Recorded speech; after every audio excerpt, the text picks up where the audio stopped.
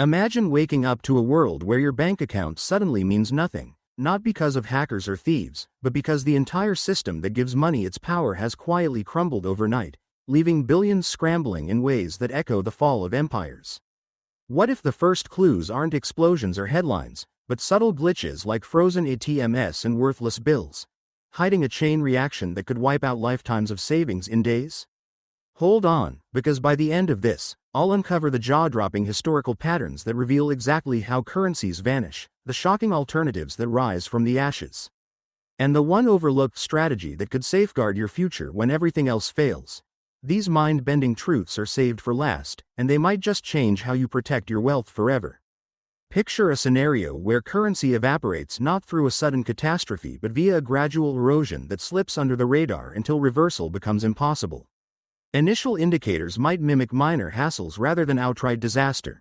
Machines capping cash access, electronic payments stalled under verification pretexts, or notices about updating or retiring specific denominations. Past events demonstrate that monetary breakdowns seldom manifest as isolated spectacles. They unfold as interconnected sequences where confidence dissipates prior to the medium itself faltering. With assurance depleted, what's left are mere scraps of material or digital entries devoid of worth. This narrative has replayed across eras, from venerable dominions to contemporary states, spanning advanced and emerging markets alike. The real inquiry revolves around detecting such shifts promptly enough to shield personal stability. Grasping the implications of a vanishing monetary framework requires first demystifying its essence. Beyond tangible tokens or ledger figures, it's fundamentally a communal conviction, a pact that these symbols, be they metallic, fibrous, or electronic, hold exchangeable merit for necessities and luxuries. In robust times, such conviction empowers vast endeavors like mobilizing forces, sustaining populations, or erecting towering structures. Yet when fractured, no edict, administrative mandate, or oversight adjustment can swiftly mend it. This principle held in antiquity's grand realm as it did in a southern African nation's recent turmoil. The decline of that ancient power wasn't confined to combat zones. It permeated production facilities where once precious units were alloyed with lesser elements until they resembled valueless trinkets.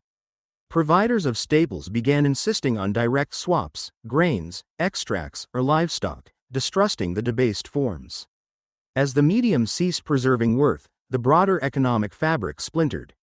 Leap ahead to a European powerhouse post-global conflict, where value surges reached ludicrous heights. Costs multiplied rapidly, prompting twice-daily compensations to enable immediate outlays before erosion struck. Denominations ballooned to astronomical scales, yet proved inadequate for basics, with cartloads exchanged for simple provisions. The erosion wasn't material but perceptual, rendering accumulated holdings illusory in a flash.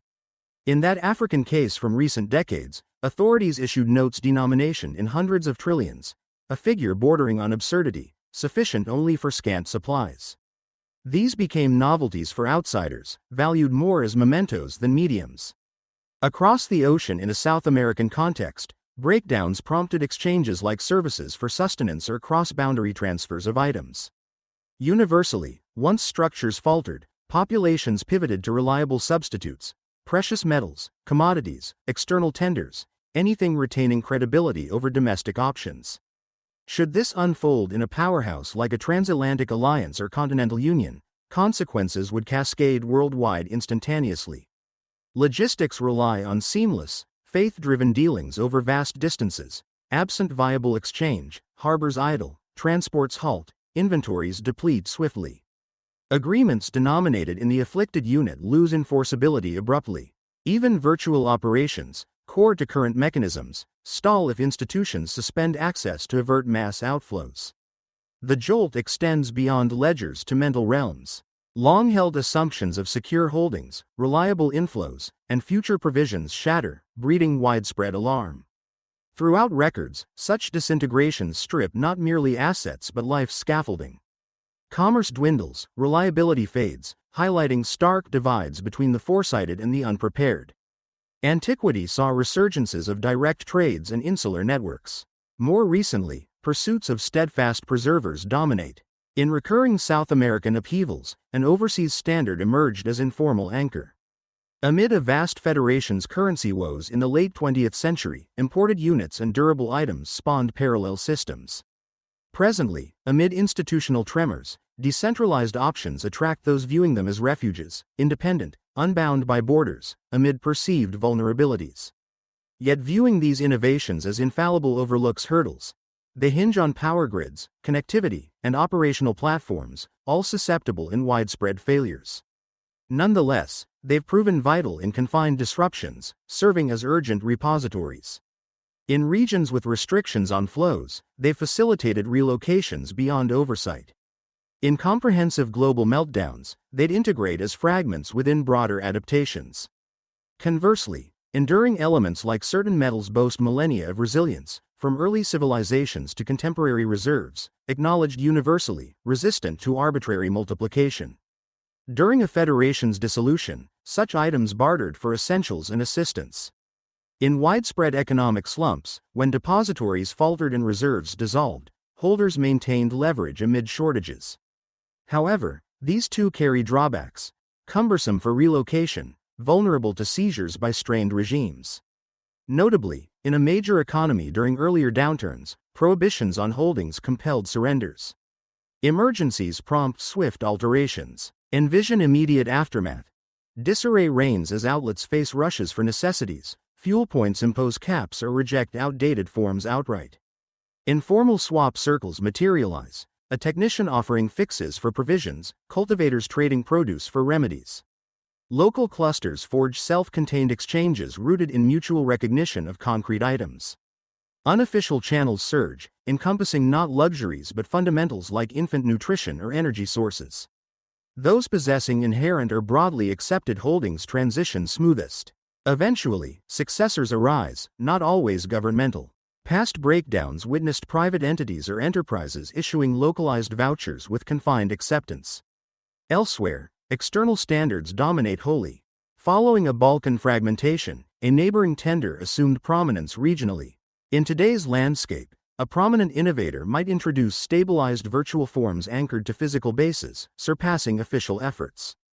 This prospect fuels global overseers' urgency in crafting proprietary electronic variants.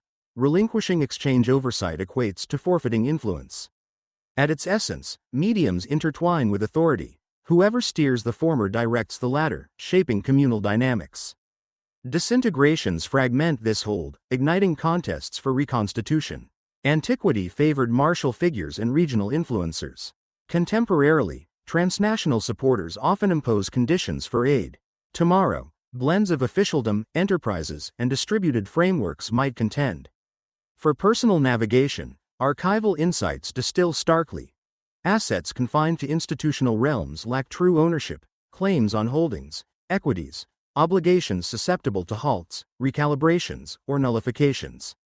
Enduring prosperity spreads across palpable, robust forms, perhaps material possessions, competencies in demand, or relational bonds operable beyond formal circuits. Thrivers amid breakdowns eschew unquestioning reliance, grasping that frameworks endure solely via collective faith, prone to sudden lapses. In hypothetical tomorrows, routines persist until transactions falter, acquiring sustenance, fueling vehicles, settling obligations. Vigilant observers note precursors: swelling obligations, value climbs outstripping earnings, overseer lapses, societal unrest, waning assurance. Chroniclers' roles involve illuminating these harbingers preemptively. Narratives not only affirm potential vanishings but delineate mechanisms and persistences. Ironically, post-turmoil reconstructions reset landscapes, inaugurating fresh paradigms, victors, and perennial drives. Should this illuminate systemic vulnerabilities, reflect on personal holdings' essence, what could be leveraged, crafted, or retained holding merit absent digital validations? Ultimately, mediums embody concepts. Upon conceptual demise, tangible anchors prove indispensable. Consider subscribing. Precedents illuminate safeguards.